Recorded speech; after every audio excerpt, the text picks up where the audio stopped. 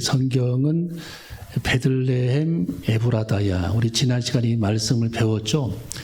베들레헴은 히브리어로 떡집이다. 그래서 우리 예수님을 생명의 떡으로 오신 분, 우연의 일치가 아니고 하나님이 그렇게 작정을 해서 그 마을에 오게 하신 거고, 예수님을. 그래서 생명의 떡집, 베들레헴이 떡집이라는 뜻이거든요, 히브리어로. 그래서 생명의 떡이신 예수 그리스도, 또 요한복음에도 떡으로 오신 예수 그리스도, 또 광야에서도 하나님께서 생명의 떡을 모세를 통해 공급해 주셨죠, 만나.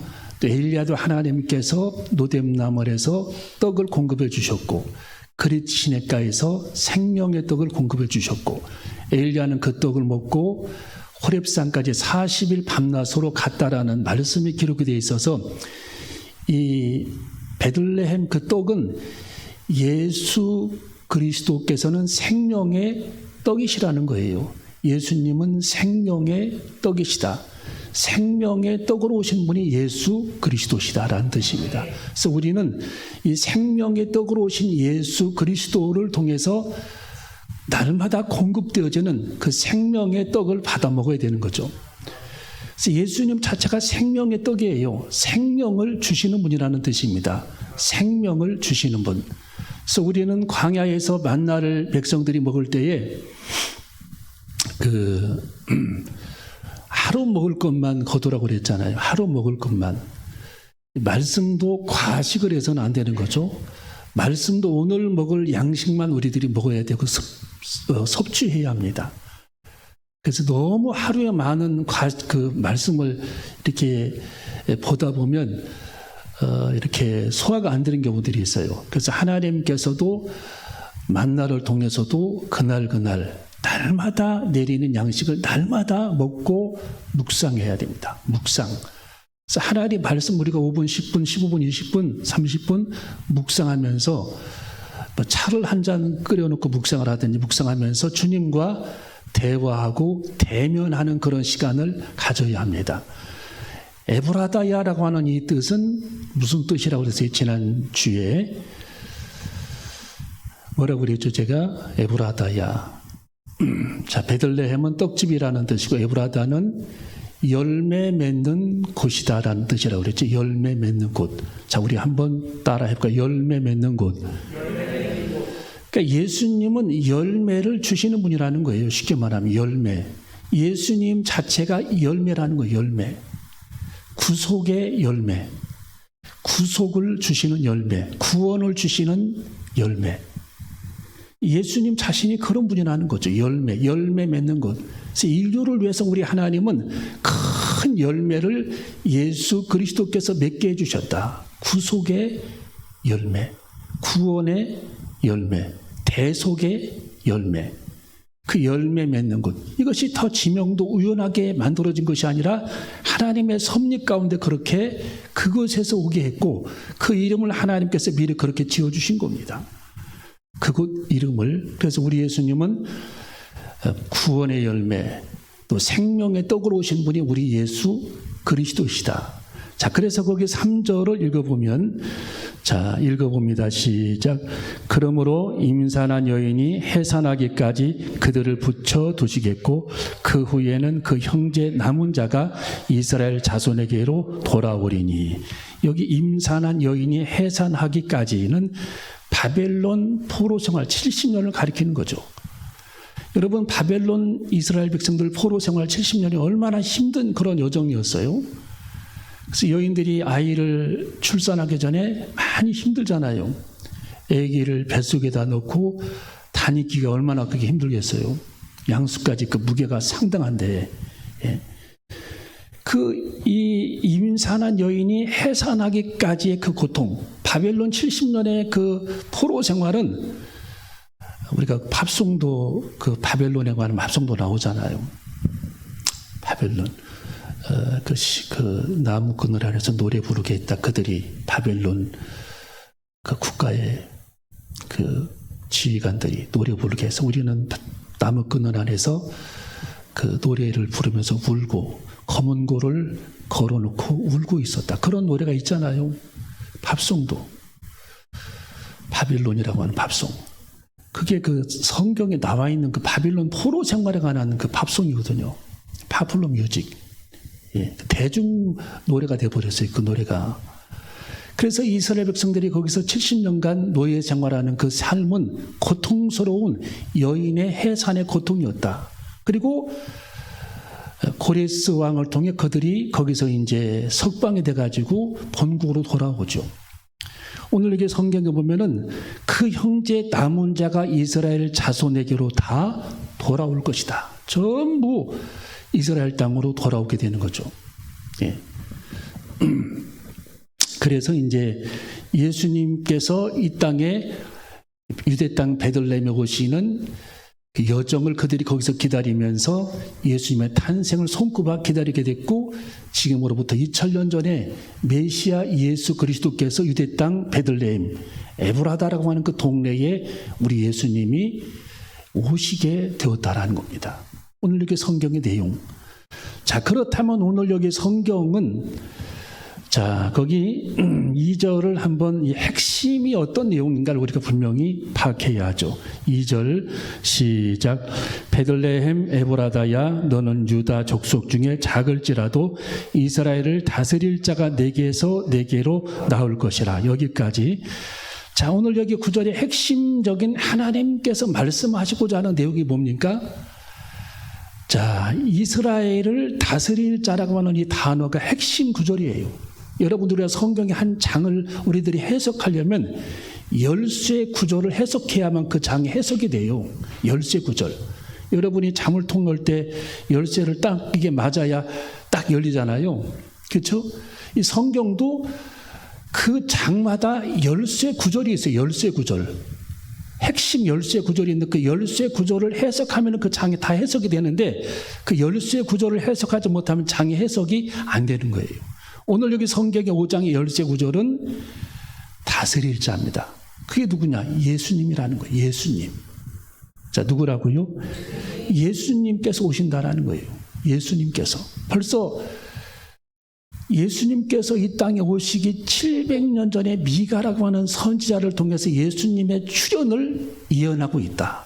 여러분 이것만 생각해도 놀랍잖아요. 예수님께서 오시기 700년 전에 벌써 미가라는 선지자를 통해서 예수님이 오신다 예언하고 있고, 예수님에 관한 마태, 마가, 누가, 요한복음이 쫙 나오는데 그 중에서 가장 핵심적인 구절이 뭡니까? 내 백성 이스라엘을 다스릴 목자. 마태복음도 그렇게 나와 있잖아요. 이게 뭐냐? 예수님께서는 우리들의 인생의 삶 속에서, 우리들의 삶 속에서 군림하시기 위해 오시는 분이 아니고 선하게, 그리고 가장 의롭게, 가장 복되게 우리들에게 하나님의 은총을 주시기 위해서 다스리신다라는 거고, 그 다스림은 목자로 다스린다라는 의미입니다. 목자, 할렐루야. 목자로 다스리시겠다. 자, 그래서 갈라디아서 2장 20절로 읽고 우리 말씀을 마칩니다. 자, 갈라디아서 2장 20절에 보면은, 자, 사도 바울이 가장 그 평생에 자기의 신앙 고백을 가장 함축적으로 해놓은 구절이 갈라디아 2장 20절입니다. 자, 사도 바울의 신앙관이 여기 한 줄로 함축이 되어 있어요. 갈라디아 2장 20절에. 자, 갈라디아 2장 20절 우리 큰 소리로 한번 시작.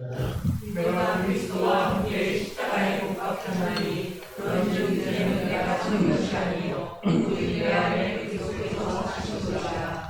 이제 내가 육체 가운데 사는 것은 나를 사랑하사 나를 위하여 자기 몸을 버리신 하나님의 아들을 믿는 그 안에 아멘. 여러분 이 구절이 어떤 구절이죠? 내가 그리스도와 함께 십자가에 못 박혔나니. 여기서 굉장히 중요하죠. 예수님께서 내 인생의 주인, 내 삶의 목자로 내가 하나님의 축복을 받으려면 내가 먼저 하나님 앞에 죽어져야 하는 과정이 필요하다라는 거예요. 죽어져야 하는 과정. 사람들이 이것을 빼놓고 자꾸 목자만 생각을 합니다. 여러분 하나님의 미래 아래 죽어질 때에 싹이 나는 것처럼 동충하초 생겨나듯이 한 알의 밀알이 죽어질 때, 한 알의 콩알이 썩어질 때에 싹이 나는 것처럼 내가 예수 그리스도와 함께 십자가에서 옛사람이 죽어지는 과정,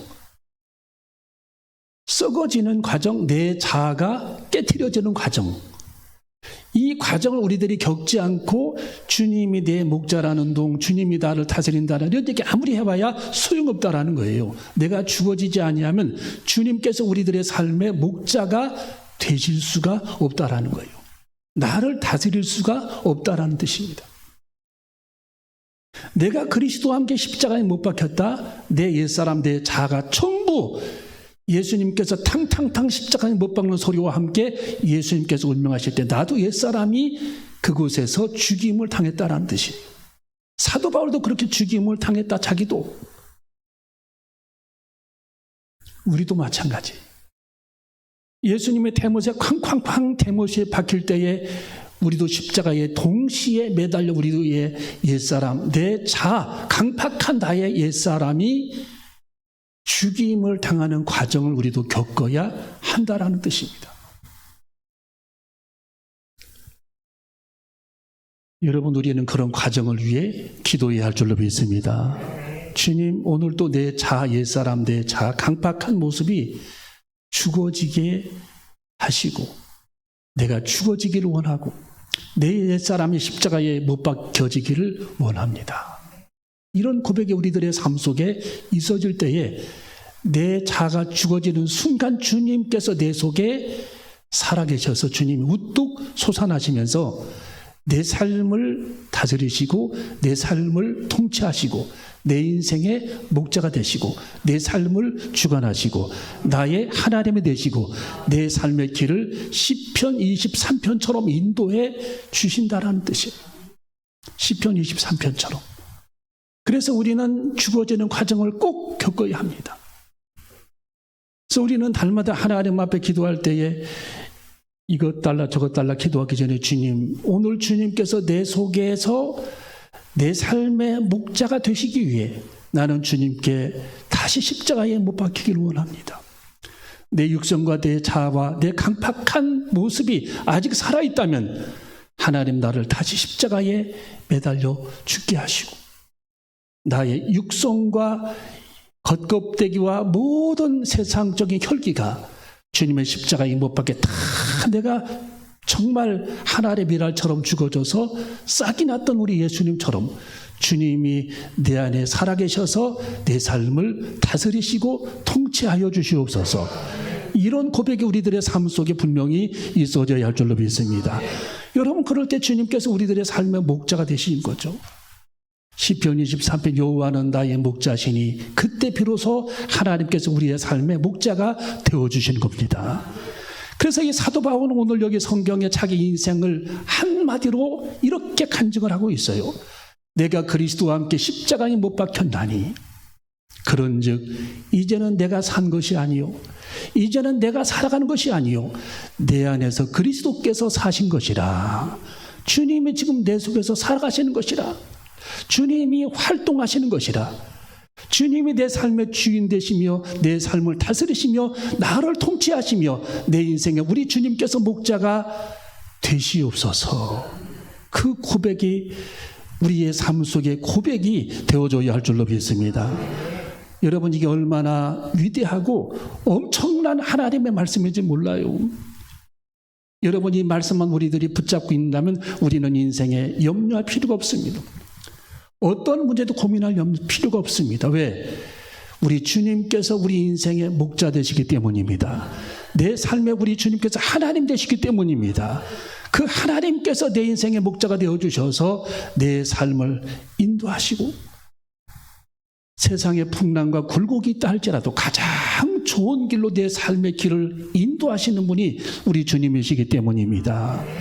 여러분, 주님은 인도하실 겁니다. 내가 낮아지기만 한다면, 내 자아가 죽어지기만 한다면, 내 육성이 깨어지기만 한다면, 하나님의 밀알처럼 죽기만 한다면 우리 주님께서 새싹처럼 내 속에서 살아 활동하시면서 드디어 우리 주님은 기지개를 펴시고 내가 이 아들을 위해, 내가 이 사랑하는 딸을 위해 일해야 되겠다. 그때 우리 주님께서 일하시기 시작하는 겁니다. 지금 그 부분을 이 사도 바울이 간증하고 있는 거예요. 여러분, 사도 바울은 가장 중요한 핵심을 놓치지 않았습니다. 내가 그리스도와 함께 십자가에 못 박혔나니 그런즉 이제는 내가 산 것이 아니요 내가 인생을 살아가는 것이 아니요 오직 내 안에 그리스도께서 사시는 것이라. 이제 내가 육체 가운데 사는 것은 나를 사랑하사 나를 위하여 자기 몸을 버리신 하나님의 아들을 믿는 믿음 안에서 사는 것이라. 그렇게 고백을 했어요.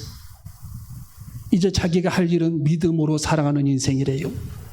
날마다 살아가는 것은 믿음으로 말하는 인생이래요. 믿음으로 내딛는 삶이래요. 믿음으로 행동하는 삶이래요. 믿음으로 순종하는 삶이래요. 믿음으로 살아가는 삶이래요. 그것이 자기 인생의 과제라고 사도 바울은 언급해 주고 있습니다. 여러분, 우리들의 인생에 우리 주님, 우리 인생의 주인이 주님이십니다. 하나님의 재단의 주인도 주님이시고 여러분의 가정의 주인도 주님이십니다. 수유리교회 윤덕수 목사님이 그런 얘기를 했어요. 자기가 새신자 가정을 신방을 했대요. 설교를 했는데 이 집의 주인은 주님이시다. 그걸 제목으로 설교를 했대요. 윤덕수 목사님이. 이 집의 주인은 주님이십니다. 계속 이 집의 주인은 주님이십니다. 그리고서 이제 설교를 다 끝나고 악수하고 나와서 한 달 있다가 그 집에 다시 신방을 가서 대문을 두드리니까 앞으로 나오시더래요. 그래서 이 윤덕수 목사님이 이 집의 주인이 누구지 그랬더니 에이 목사님 농담도 잘하시네. 이 집의 주인이 누구긴 누구 저죠 그러더래요. 이게 안 바뀐다는 거 안 바뀐대. 예. 그래서 또 그날 똑같은 설교를 했대요. 이 집의 주인은 주님이십니다. 이 집의 주인은 주님이십니다. 주인 되시는 주님께서 이 집을 통치하신다면, 이 집을 주인 되시는 주님이 다스리신다면 얼마나 가장 좋은 길로 인도하시겠습니까? 그랬더니 이분이요, 그 다음 주에 소식을 들어보니까 방 한 칸을 아예 비워가지고 다 가재도구를 꺼내가지고 책상 하나 갖다 놓고 성경책 하나 갖다 놓고 촛불 하나 갖다 놓고 책상 앞에다가 이 집의 주인은 주님이시다 써놨더래 거기다. 이 집의 주인은 주님. 그러면서 참 신앙생활을 거지직하게 하는 거 보세요. 출근할 때도 그 방에 들러갖고 주님, 주인님, 이 집의 주인은 주님이십니다. 그러면서 인사하고 나가고 퇴근해가지고서 문을 열고 주인님 안녕하십니까? 이 집의 주인은 주님이십니다. 편안히 계셨습니까? 그러더라고요. 그분이 많이 발전한 거죠. 예. 여러분, 우리들 가정의 주인이 주님이십니다. 여러분의 삶의 주인이 주님이십니다. 여러분의 사업의 주인이 주님이십니다. 내 인생의 주인이 주님이십니다. 여러분, 주님이라는 뜻이 주인이라는 뜻이에요. 거기서 나온 얘기예요, 그게. 주님은 주인이라는 뜻이 주인, 지구의 주인, 우주의 주인, 물질의 주인, 생명의 주인, 내 생명의 주인, 모든 삶의 주인, 자연계의 주인, 바람과 파도의 주인, 이 우주의 주인이 주님이시라는 거예요. 그 주님이 우리들의 삶을 다스리시기를 원한다라는 거예요. 그래서 성경을 한 단어로 콕 집어서 지금 설명한 겁니다. 미가 선지자가 그분은 다스리시기 오셨다라는 거예요. 우리를 압제하는 것이 아니라 가장 좋은 길로 인도하시기 위한 목자로 오신 분이다. 여러분, 목자가 양을 키우는데 양이 막 자기들 뜻대로 막 움직이잖아요. 이리 갔다 저리 갔다 막 도망다니게 골짜기에 숨어 있고 밤중에 찾으러 가야 되고. 이게 뭡니까? 인도를 목자는 그들의 삶의 길을 인도를 하고 있는데 그들이 따라주지를 않는 거예요. 양이. 성경에 이사야서의 53장에 양이 제 갈 길로 다닌다, 제멋대로 다닌다 그러잖아요. 그러니까 우리는 주님께서 우리의 삶을 인도하시기 위해서는 우리가 주님께서 말씀하신 대로 절절절절 쫓아다녀야 되는데 그렇게 하지 못하고 내 마음대로 내 생각대로 내 하고 싶은 대로 인생을 살게 되면 우리 주님께서 우리의 삶의 길을 아무리 인도하고 싶어도 인도할 수 없다는 거예요. 마치 병아리가 암탉을 졸졸졸 쫓아다니듯이. 예? 제가 고등학교 때 보니까 숲속을 걸어가는데 꿩이 이 새끼를 여러 마리 데리고 다닙니다. 꿩이 새끼를. 야, 그 제가 그때 순간 이걸 모조리 잡아가지고 우리 집에 가서 한번 키워봐야 되겠다. 그런 욕심이 생기더라고요. 얼마나 그 새끼가 꿩 새끼 귀여운지 병아리보다 더 귀엽더라고요. 꿩 색깔이. 그래서 제가 그 새끼를 탁 안아가지고 다 잡아가지고 집에 가서 키우려고 확 하고 쫓아갔더니, 야, 이 꿩 새끼가 얼마나 빠른지 대대대대대대대대 금방 숲속에 다 숨어버렸어요. 숲속에 소리도 안 나. 얼마나 약한지. 어미는 벌써 날아가 버리고 딴 데로. 그 제가 생각이, 욕심 부리지 말고 한 마리만 쫓아갈 걸. 한 마리만. 여러 마리 한꺼번에 잡으려다가. 예. 여러분, 그 꿩 새끼를 꿩 새끼들이 따라다니는 쫙 따라다니. 이리 가면 저리 가고 저리 가면 저리 가고. 지켜보니까 졸졸. 여러분, 목자 되시는 예수님을 우리는 그렇게 동행해야 합니다. 동행해야 돼요. 날마다 그분을 쫓아야 돼요. 그럴 때 우리 주님께서 우리 인생의 목자가 되셔서 우리의 삶을 다스리시고 가장 의로운 길, 시편 23편에 의의 길로, 쉴만한 곳으로, 가장 좋은 길로, 내 영혼이 소생하는 길로, 가장 좋은 곳으로 우리 주님께서 다 아시고 그 길로 우리의 삶을 인도하시기 시작한다라는 거예요. 내가 주님과 함께 십자가를 지고 내 옛사람이 죽게 되면 주님께서 우리 인생의 목자로 그때부터 기지개를 펴시고 활동하시면서 내 삶의 길을 인도해 가시겠다. 그래서 오늘 여기 성경의 미가서의 가장 중요한 단어, 다스릴 자. 마태복음에도 유대 땅 베들레헴아, 너는 유다 고을 중에 가장 작지 아니하도다. 내게서 한 다스리는 자가 나와서 내 백성 이스라엘의 목자가 되리라. 목자. 그분이 여러분의 삶의 길을, 여러분이 하루를 시작할 때에, 여러분 내일을 시작할 때, 여러분이 아침에 기도할 때, 저녁에 기도할 때에 주님, 내 삶의 목자 되어 주셔서 내가 막 살아서 움직이는 것이 아니라 주님께서 나는 물처럼 녹아질 테니 내 옛사람은 다 죽었으니 주님께서 이제 활동하시옵소서. 나는 따라만 갈 테니 주님께서 감동하시는 대로 말씀하시는 대로 나는 순종하겠으니 주님께서 내 인생의 목자가 되어주시옵소서. 그렇게 기도하면서 결단하며 날마다 주님의 인도를 받는 저와 여러분이 되어줘야 할 줄로 믿습니다. 축복된 경건한 명절이 되시기를 주님의 이름으로 축원합니다. 기도하시겠습니다.